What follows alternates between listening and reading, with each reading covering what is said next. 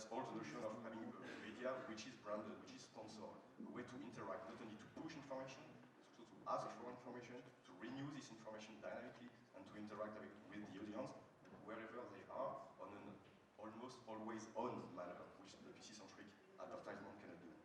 Yeah, no, absolutely. And I think geolocation is one of those areas that can be very exciting in terms of what you can do in advertising there. Cool. And I was just, I'd like to get your view on that too, though. Do you think that advertising is going to be one of those things that we need to have in our toolkit to sort of stop the price erosion that we're seeing, and sort of, as you mentioned earlier? I don't think there's going to be price erosion anytime soon on the mobile advertising. I mean, no, I was talking about like mobile apps. When you're buying mobile apps, and so you're not able, maybe they'll charge what you hope to charge. So maybe you supplement it with advertising or something like that. Well, the first thing that's going to drop the price of the apps is not so much the advertising, but the ability to buy content or additional content within an app. And in-app purchase is a driver of that. So if you look at some apps like Boxcar, a push notification for Twitter, and they went free the day they enabled Apple enabled in-app purchase for free apps, and actually the app is doing much better since they did that, because people were not ready to pay it right away. For games, this is an obvious way to make additional money, and I'm putting aside advertising. So I think in-app purchase is going to be a direct driver of additional revenue, and I assume other app stores and mobile operators are also looking at that opportunity, because once you get hooked through a free app, it's very easy to push additional premium content through it, and it's, I think, more rewarding than banners or mobile formats. We've only got just about 8 minutes left. I thought we'd open it up to the floor. There's mics on both sides, so if you would like to ask a question, come on down and you can just queue up by those mics. I see loads of people rushing down right now. Gary, you were going to make a comment on that. Just going back to your point about advertising versus the revenue generation. One of the things, I was at an event earlier on in the year with some of the major brand owners, from P&G and from Unilever, and it's interesting listening to them talk about how they're looking at developing apps around product sets. So it's a form of advertising, but it's not traditional advertising. So, I mean, they didn't say that we're going to do it. This is just an example, but an app based around Dove, for argument's sake, to create information around the product set, with the opportunity of clicking on a button to then buy a product. One of the large TV manufacturers has been looking at doing the same thing over plasma screens. An app that lets you put the dimensions of a wall in and then feeds you back which is the best monitor, which is the best plasma or LCD screen for your wall in that environment. It's definitely a growing trend. Actually, there's a guy who took the time to scroll the App Store and put in a very nice Google spreadsheet document all the apps that are branded apps. There is about 400 of them. So just by memory, you can find apps by Gap, Paco Rabanne, and all kinds of car manufacturers. Those are usually free apps and just a way for them to engage on, as you said, with the people on the go. And sometimes they are really fun apps, so you should check them. The guy I think on Twitter is GSMKR, so you can check him and you will see it's very interesting.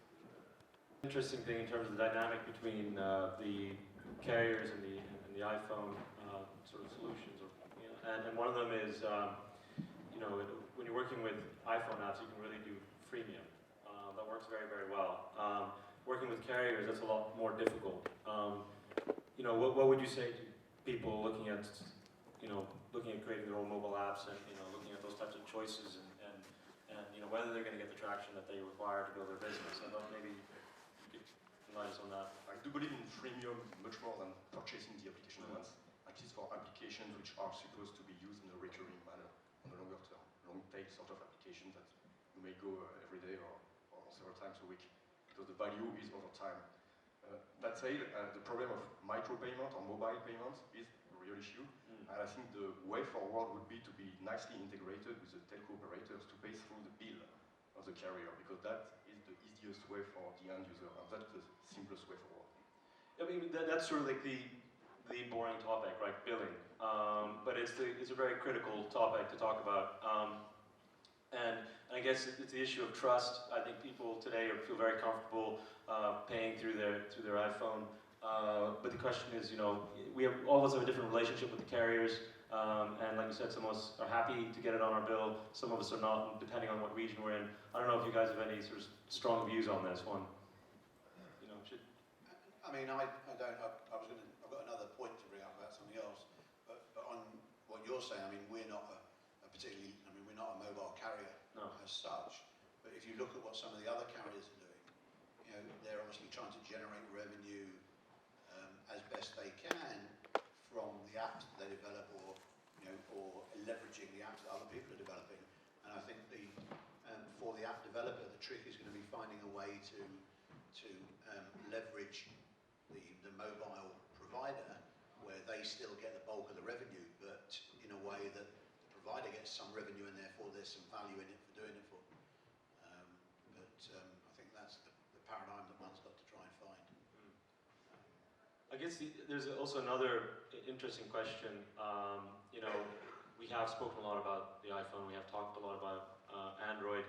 They're tiny, but they're very powerful, and they're driving change. You know, are we going to see them potentially dominating our world, or you know, what are we going to see? Do we think if we like to make a forecast? If I force you to make a forecast, I've got a question/stroke point on that anyway, which is where I was coming from just now. You know, taking the principle that the iPhone, the Android, and future devices like it are more than just a phone. Yeah. And as critical mass comes about, the unit cost will come down, especially with the Android. That means that ultimately those devices will start getting into the third world and the areas of great need.